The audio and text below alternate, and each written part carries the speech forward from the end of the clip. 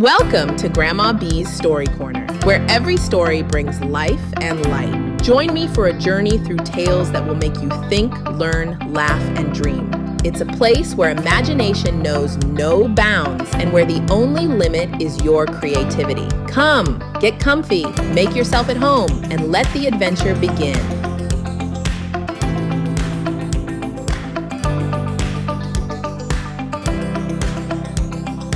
Journey to the Eternal Kingdom, A Young Christian's Pilgrimage.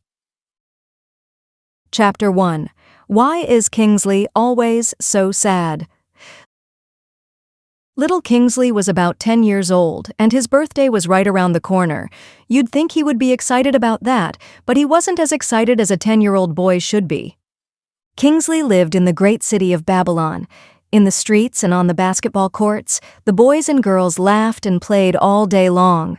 Others spent most of their time playing video games or being totally self-absorbed, busy posting images of themselves, or anything they thought interesting, on their social media accounts and the many websites available. Well, it was summer vacation after all, and so they spent their time playing and having a good time. Few adults paid attention to the kids, so they were left to their own devices, and to whatever the prince of their city suggested. Every so often, the children would come across a man and woman with gentle, patient, kind faces. It wasn't just their faces that were kind. The way they dressed and talked was different from the other adults in the city of Babylon. When the strangers came around, they always told stories of a beautiful king who lived in a faraway country and loved them all. Most of the time, the kids thought it was just a fairy tale that the strange-looking man and woman talked about. Sometimes they would whisper, "I wish we could go and live with this nice king. Our prince in this city is a tyrant. He makes us do what we don't want to do." But those thoughts didn't last long, because most of the time, the prince and his subjects liked the same things, so there wasn't a lot of conflict in the children's minds. One of the stories the strangers told them every time they entered the city was that one day, the good king was going to come and deliver all the people who didn't want to stay, but were too afraid to leave, because they were being forced to serve the prince of the city, and he watched their every move. This made some of the children ask, "So what will happen to us?"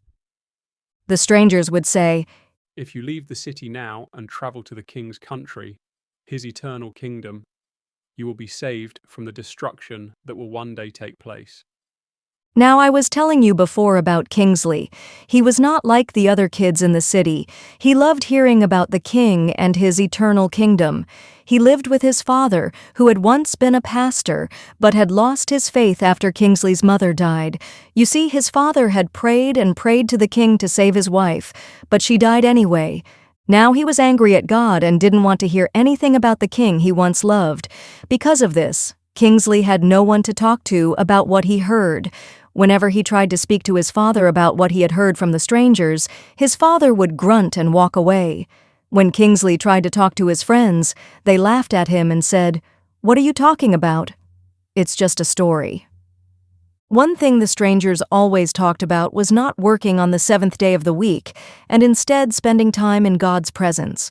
And because Kingsley felt they were speaking the truth, he tried to stop playing his games and doing his own thing on that day.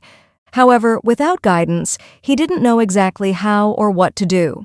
His father had been a pastor before his mother died, and Kingsley remembered, long ago when he was very young, they had a special day once a week they spent together. So one day, Kingsley went looking in his father's library for the book he remembered his mother and father reading on those special days.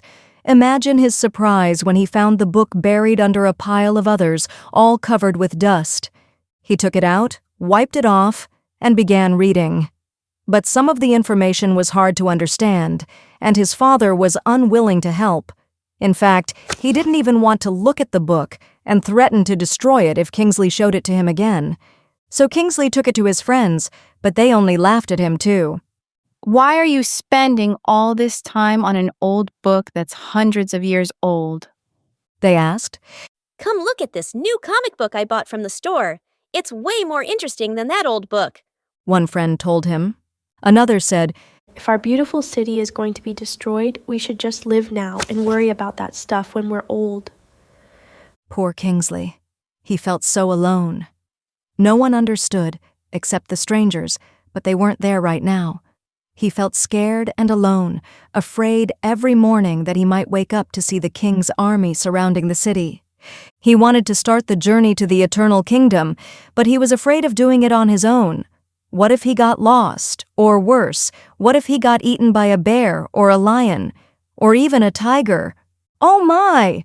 He was in such a state of anxiety that one day, right there in the street, he sat on the sidewalk at the curb and opened the good book, as the strangers called it. He needed some of the king's good words to cheer him up. As he flipped through the pages, he came across a story in Matthew 19 about the king's son, who became upset with his followers when they tried to turn children and their mothers away. The mothers wanted the king's son to pray for and bless their children. He was not happy when he saw what the followers were doing. He said to them, Suffer the little children to come unto me, and forbid them not, for such is the kingdom of heaven. Kingsley held the book close to his heart. If only the king's son would come now, he would follow him anywhere.